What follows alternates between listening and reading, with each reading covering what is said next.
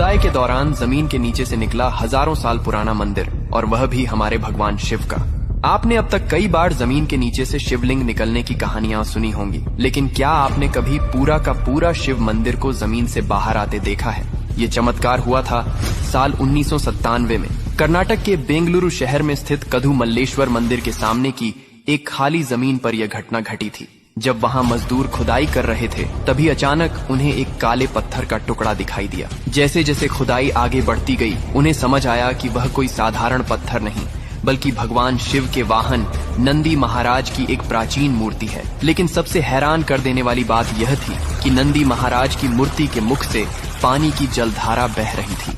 फौरन इसकी सूचना भारतीय पुरातत्व सर्वेक्षण विभाग ASI को दी गई। ASI की टीम जब मौके पर पहुंची और जांच की, तो यह चौंकाने वाला खुलासा हुआ कि यह नंदी महाराज की मूर्ति लगभग 1000 साल पुरानी है। विभाग ने यह जानने के लिए और खुदाई को आगे बढ़ाया कि नंदी महाराज के मुख से जो जलधारा बह रही है, वह आखिर आती कहां से है और जाती कहां है। लेकिन थोड़ी और खुदाई के बाद जो दृश्य सामने आया, उसने हर किसी को हैरान कर दिया, क्योंकि नंदी महाराज के ठीक नीचे दबा हुआ था एक पूरा का पूरा शिव मंदिर। उस मंदिर में थी सुंदर नक्काशी, कई प्राचीन मूर्तियां और एक शांत झील, जिसके बीचों बीच स्थित था एक शिवलिंग।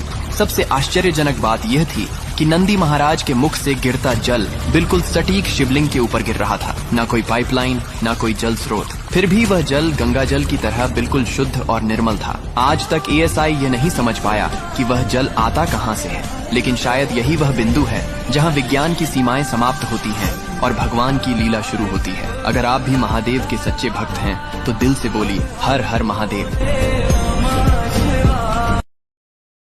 Download ShareChat.